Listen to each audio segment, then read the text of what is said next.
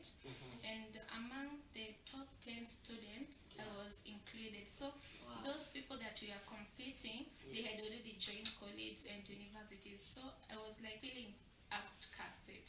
Nilikuwa na feel like ni mimi peke yangu nimebaki. So it was really disturbing my spirit, and I really disturbed my parents a lot concerning that. Nikwambia wanitafutie shule, wakikosa na maybe na take action ya kujitafutia. Nao nikitafuta I'm either rejected, ama nikipata napata labda school fees iko juu. When I go back, my parents are telling me I don't have money right now. So it was really a tough thing. So I decided, like, instead of stressing myself with life, now the more I'm stressing myself, the more depressed I'm becoming. So why don't I just give my time with God? That's when I decided now I'll give my whole to God. That day it was 2017 because in Limalza 2016. So 2017, I was in a ministry called Higher Life Ministry. So tukakuwa tukijoin na youths, fellow youths, and we used to go to prayer centers. I remember one of the prayer center we used to go, it's called Malam, Restoration Prayer Center located in Malam. So we could go at least 2 days, 3 days, 1 day. And my aim was to just to have a relationship with God. Sikutaka yani mambo ya yani kuchase my dreams in life, in distress, ama in joy, into the important, and that is having a relationship with God. Now when I was reading the word one day when I was in present, I came across this verse, Matthew 6:33. Seek first the kingdom of God, and all other righteousness will be added unto you. And I say now, from now on, I'll dedicate my life fully to God. Personally, I came to Christ when I was 7 years old. Nilianza kupenda Mungu nikiwa mdogo. I remember as we were playing kama kalongolongo, these childhood things. Kalongolongo nilikuwa na act as a pastor. And every time other children wangekuja nilikuwa nahubiria, napata tu nimehubiri out of nowhere. And I would pray for them. Then and I came to know kumbe ikitu is not that nikitu najiforce. It's something that is inside and I don't know what is it. Because I also left a lot of church stuff things. My father is a pastor actually. Yeah. So napata hata angekuwa naenda church, mimi nilikuwa na make sure nimemshika mkono, tunaenda pamoja. Even my mom na other siblings. So wakati hiyo 2017 nilikuwa prayer center. One day ndio nikapata mnabii mmoja. Tulikuwa mimi and 3 friends and 3 other friends. So mnabii mmoja tulikuwa kwa church. Siku moja akatuitanga. Akatuambia, well, I have a message for you, but I know it is not allowed in a prayer center, but I just felt like it's important that I share this with you. So as we sat down, akakuwa naambia wengine wote, but venye alifika kwangu, akaniambia, God is calling you, and one of these calling he has for you, it is 1, you write books. And another thing, he's calling you into ministry. You are a teacher of the word of God. Okay, now I took that prophecy and I kept on telling God, if this is what you have called me to do, then align me into your purpose, because now I've surrendered fully into what you want me to become. It didn't take me long. That was 2017. 2018 February, around second week, nikaitwa. Okay, pastor mwenye nilikuwa chini yake akaniita, akaniambia nimepata kazi. By then sikuwa na kazi, nimetafuta kazi, nimekosa. Hadi sasa nimegive up, nimesema sasa nikae tu kwa nyumba. So nikaambiwa kuna kazi ya house help hapa Nazra. Nimekuita not because like I don't have another person to call, but because maybe you can either share with these people and they can know how they can help you out. So me, when I went, purposely missed to share my life with them. I just went and worked, but it was just a connection of God, because when I worked the first day, the second day, and now the third day, nikiosha bedroom ya my boss, ndio nikakuta encounter 2 books. Moja ilikuwa inaitwa The Purpose Driven Life by Rick Warren, na nyingine ilikuwa inaitwa The Beauty for Ashes by Jasmine. So I took because napenda na mimi kusoma, nikachukua zile vitabu, nikasema because sitachukua kama hajajua, acha nichukue kisha baadaye nitamwambia. So mimi before afike nilikuwa nimeanza kusoma zile vitabu. And as I was reading these books, I began to have revision. And I remember, as I can remember very well, hiyo siku ndio before nisome those books, alikuwa amenipe pesa akaniambia niende shopping, ninunue some stuff zilikuwa zinakosa kwa nyumba. So on my way to the shopping, nikakutana na two people who robbed the money that I had and plus the cell phone. Now that time nilikuwa nafinika vitu zinao zina turn upside down on my side. I don't know how to do. So I just went back. I don't know what I'll tell my boss. Pesa zimeenda, simu yangu imeenda. I'm just disturbed and I started crying. So when I was crying, ndo nililalanga. Kulala nikapata a revelation. God gave me a revelation. The golden key to success. Then he told me, go and write that book. Mi kuamka naanza kutafakari what I saw in the dream, but I was not aware what God was doing by then. So that's why now I went to the bedroom, picked those book, nikaanza kusoma. When I was reading, now that's when the flow of the revelation of that book began to flow.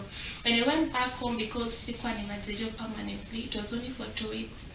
When I went back home, I took a book and I started writing as the revelation was flowing.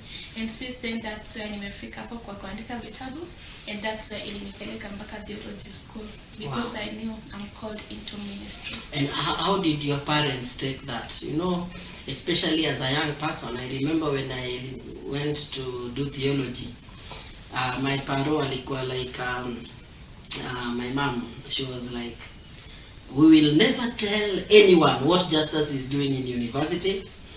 They were all for the idea of me going to do accounts situation, accounts in Unibaya.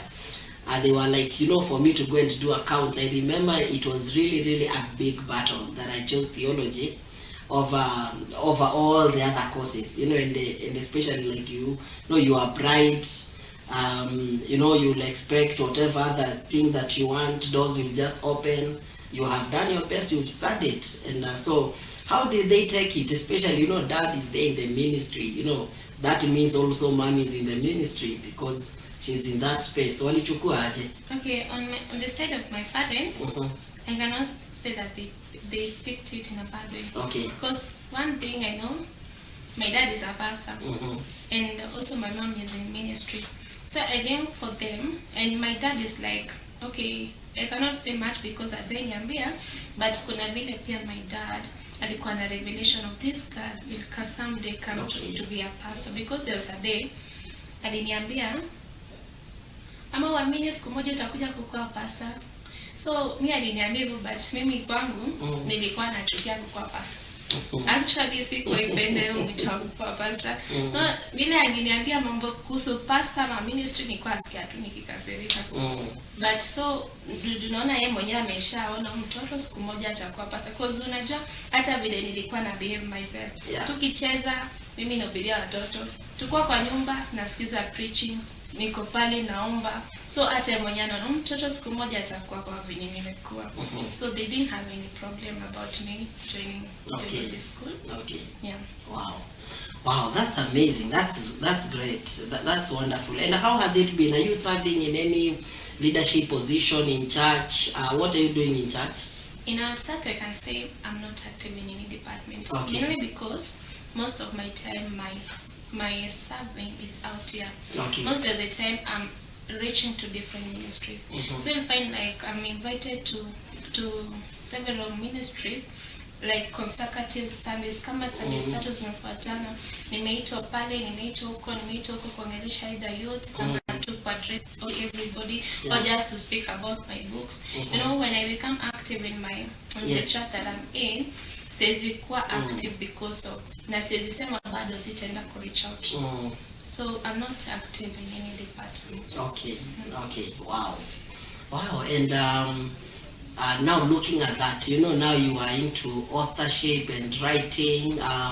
Any plans in terms of pastoring? You know, before we even get to your books and such, do you see yourself now, like, you know, is it what you're doing? Do you see yourself like, you know, shepherding a church? Or where do you see yourself in terms of especially pastoring? Okay, in terms of pastoring, as I said, this was something that I never wanted, but we don't choose calling. God chooses our calling. So if I was to be asked what calling I want, meaning ningeenda for doctor or accountant, but because God chose me that I will be that He want me to serve in ministry, He has already given me even the vision of what He want me to do. So about shepherding a church, that is not something that mimi ndio ningependa, but already God ameshanionyesha that vision. Amenionyesha like, I want you to plant a church, this is how the church will be, and this is the outreach that you want to be, because ninaona mpaka niko kwa crusades and I'm preaching to many people. Naziona niko kwa ministry and I'm preaching to many people. So about planting a church, I know it's something that will come, but in its own timing, not in the timing of God. Wow, that's great. That is amazing. You have got some wonderful books here. You be you. I don't know whether for our listeners you are you or you are living someone else's life. Tunasema wewe, you know, you are Justus, lakini tukiangalia life yako wewe ni John Wesley. So I don't know if you are you or you are someone else. This is a good book. And you told me this is more of your story. Yes. What led you to this place, you know, of wanting to be you, or, you know, getting to write? What are some of the issues that led here? Okay, I personally remember, I'm a person who has come from a very humble background. I remember there was a day in our family, and kulikuwa na shida sana ya pesa. Sisi wenyewe we are just there, just school fees has been made so hard. By then I was the last born, tulikuwa waine in the family. So napata my mama na work kazi ya kupika chipo, analipo 50 bob in a day. My dad anafanya na kware, saa zingine atapati pesa. So napata sometimes tungelala hata njaa, tugoje the following day. And unapata sasa majirani, hata tuseme kama Christmas, nyinyi mnapika ugali, tunaitanga ile ugali ya kuweka sukuma ndani, maji unakoroga. Ngoja moto ama yes, ngoja moto kwa wale ambao wanasikia, wale hawasikii, ni ugali, hiyo unga umeweka pale, rusha viazi ndani, koroga. Sasa hii ilikuwa dina mboga ndani. Okay, hiyo sijawahi sikia, lakini ni sawa, it is well. So napata it's Christmas, you are eating gojagoto, unapata kwa neighbors, unasikia harufu ya pilau, chapati, vitu mzuri. So that really affected me eventually, because nilikuwa nakaa nikijiuliza, why was I not born in that family? I mean, celebrators, they are celebrating. Okay, that an issue of family background really affected in that way, and I personally, I was affected because of what I do. In my family, I was the only person who was fat. Nilikuwa fat, nilikuwa mdogo, niko na cheeks. Then napata nikienda shule, napata now ile kuwa bullied. Hata sio kwa shule peke yake, mpaka nje na kuna kwa bullied. Na tuko na sister yangu, wanaanza kutuimbia ile wimbo Kanono na Kakonda. So like ilikuwa ndani affect sana. Tena sana mimi ndio nilikuwa bullied because I was so fat. So napata that family background plus whatever I was experiencing because of who I am, really affect kukua like living to other people's life instead of living to the me. I kept on desiring to be like other people. Whenever I could see somebody who look good, if na feel Mungu kwa nini sikukaa kama ule? Ama familia yenye ni rich, Mungu kwa nini sikuzaliwa kule? Na mimi enjoy life like the way they are enjoying. So that really affected me. But that thing went on till I was in high school. Now around from 2, that's when I got sick. It got sick around 1 year and a half. And I remember the only thing that I told God out of that sickness, dear God, give me another chance to enjoy myself fully. So wakati nilikuja recover from that sickness, because ilikuwa TB na ilikuwa ime-infect sana kifua. Na before ijulikane miezi zilikuwa zimesonga, so it was so tough for me. And nilikuwa nenda hospitali na ambayo bado it is extreme positive. Then another shock thing that ilini shock ni kusikia news na napata ati news ina report kuna watu kama 5 wamekufa because of TB. So I was asking myself, will I be the next person? Because I end up to bado increase natumia madawa, but the more natumia the more inakuwa mbaya. My body had turned pale low. My hair was swollen. Nilikuwa tu sina nguvu, hata viatu singevaa, hata COVID, everything nilikuwa tunafanywa. And now I told God, I personally, God, if you just give me another chance to live, I will really enjoy my life to the fullest, and I really lived for you. So after my recovery, I had a lesson. I learned a lesson. Na nililearn one thing: you have to appreciate yourself for who you are. You might think your condition is worse, but there is somebody else somewhere wishing to be like you. And I said to God, if I could be like, okay, like personally, nikiwa mzima sikuwa najiappreciate. Nilikuwa nasema tu ningekuwa kama ule. Now when nimekuwa tu nimefall sick, ndio nasema hata vile nilikuwa hata kama I was being booked. So nikakuja nikasema, what the best thing you can ever be in this world is to be you, because I have now experienced the deathbed of that sickness, because actually for real mimi nilikuwa naenda. There was a day God amechukua spirit yangu. Nilikuwa naona tu niko somewhere, kama niko heaven tu, but nilikuwa naona mahali nikaa ni garden. Naona garden with a lot of beautiful flowers, and nilikuwa tunaona nimeenjoy to that nature environment, but in person I could like ni dunia. Mimi nilikuwa naona nikaa niko heaven. And I remember that day, wakati spirit yangu ilirudi, nilipata my mama akinishika. Nyambo. So alikuwa ananishika because amenishika for some time. Nimelala hivyo kupumui, and alikuwa anapia nimekufa. So kumbe my spirit ilikuwa imechukuliwa. But now when mimi nilirecover, then I can learn, not until I be me, I will never be able to enjoy this life. I came to know that for you to be successful, it must begin with you. You cannot find success somewhere if you personally, you are not successful in the heart and in your mentality. You still have that poverty mentality. You still have that mentality, I cannot make it, or you still have that mentality that somebody else is better than you, and you are more better, could achieve that success. And also came to know you can never be happy till you become it, because the moment you are just looking for other people's perfect thing and you are desiring to be like them, you are demeaning your self-esteem. And you are demeaning your self-esteem in a way like you are seeing just the negative part of you, instead of focusing on the positive part of you. You are just focusing on the imperfections and your flaws. But we forget, like, imperfections and flaws, they are the ones that makes us human.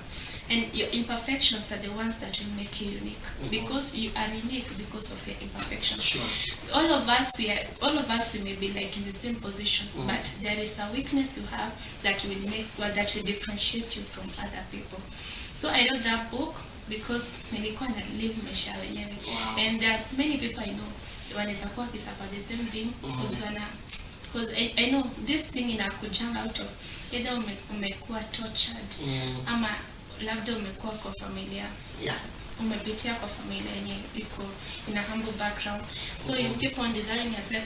When you keep on desiring yourself to be like other people, hautawajua the manifest potential you have, and utawai release.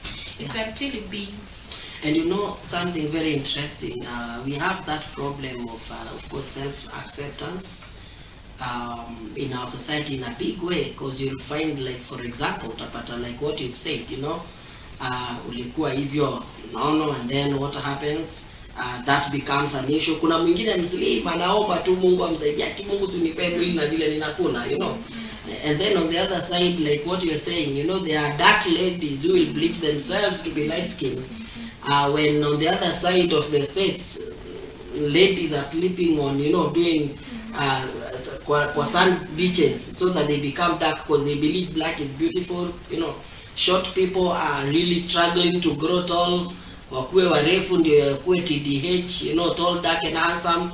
Lakini now tall now unafikiria kwa very comfortable kule, but wengine I know wanaendanga kama wameinama, unashindwa kwani ya ujita you know, you're not celebrating like who you are. So some of course are living in places where, like now where you are coming from, you know, struggling background, kwingine kuna nuka chapo, home hakuna, and you think now kule wakiangalia, maybe sometimes the way happy you are in your family, you know, then you can talk, laugh with your mom, maybe they are not enjoying that. Like I remember back in campus, one time my mom calls me, I'm in this quite as a good university, and I'm talking to my mom over the phone, and we are laughing, and one lady reaches out with her, she's like, Justus, is that your mom you're speaking to? Kambia, yeah, it's my mom. You mean you don't fear you talking, laughing, joking and all that?